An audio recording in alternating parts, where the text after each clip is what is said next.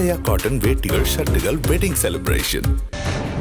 அண்மை செய்தி. Cellphone பேசியபடி car ஓட்டிய டிடிஎஃப் வாசனுக்கு ஜாமீன் வழங்கப்பட்டிருக்கிறது. அண்மை செய்திகளை பார்த்து வருகிறோம்.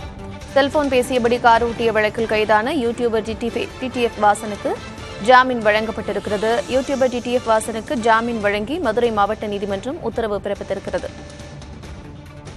காரை வேகமாக ஓட்டவில்லை, பொய் வழக்கு போட்டிருப்பதாகவும் டிடிஎஃப் வாசன் தரப்பில் வாதங்கள் முன்வைக்கப்பட்ட நிலையில் அவருக்கு ஜாமீன் வழங்கப்பட்டிருக்கிறது.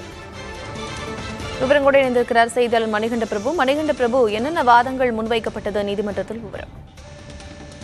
கார்த்திகா, செல்போன் பேசியபடி காரை ஓட்டிய யூடியூபர் டிடிஎஃப் வாசனுக்கு ஜாமீன் வழங்கி மதுரை மாவட்ட நீதிமன்றம் உத்தரவிட்டிருக்கிறது.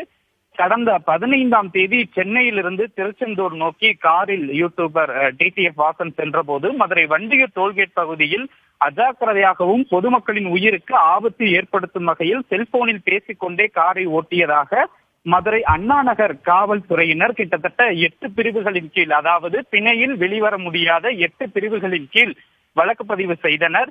இந்த நிலையில் அவரது மதுரை மாநகர சமூக ஊடக பிரிவு கண்காணிப்பு அலுவலர் மணிபாரதி என்பவர் அளித்த புகாரின் கீழ் இந்த வழக்கு பதிவு செய்யப்பட்டது. இதனையடுத்து டிடிஎஃப் வாசனுக்கு முழு உடல் பரிசோதனை என்பது செய்யப்பட்ட அவர் மதுரை மாவட்ட நீதிமன்றத்தில் ஆஜர்படுத்தப்பட்டார். இந்த வழக்கு மதுரை மாவட்ட நீதித்துறை நடுவர் நீதிமன்ற நீதிபதி சுப்புலட்சுமி முன்பாக விசாரணைக்கு வந்தது. அப்போது அரசு தரப்பு மற்றும் டிடிஎஃப் வாசன் தரப்பினர் இருதரப்பு வாதங்களையும் காலையில் வைத்தபோது டிடிஎஃப் வாசன் காரை இயக்கியதால் எந்த விதமான பாதிப்பும் பொதுமக்களுக்கு ஏற்படவில்லை, பொதுமக்கள் எந்த விதமான புகாரையும் கொடுக்கவில்லை.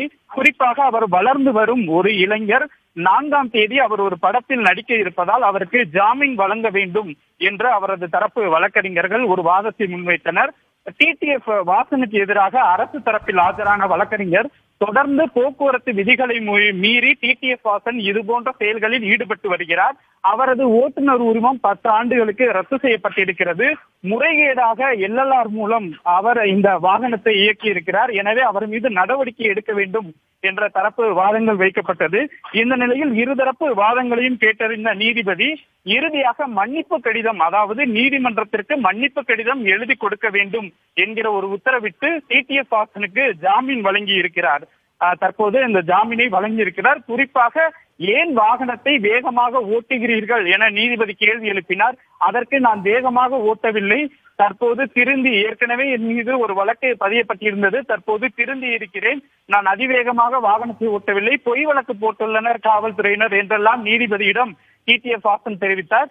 இந்த நிலையில் மன்னிப்பு கடிதம் எழுதி கொடுத்துவிட்டு அவரிடம் முறையான விதிமுறைகளை பின்பற்ற கூறி நீதிபதி இந்த ஜாமீனை வழங்கி இருக்கிறார். கார்த்திகா, விவரங்களை வழங்கியமைக்கு நன்றி மணிகண்ட பிரபு.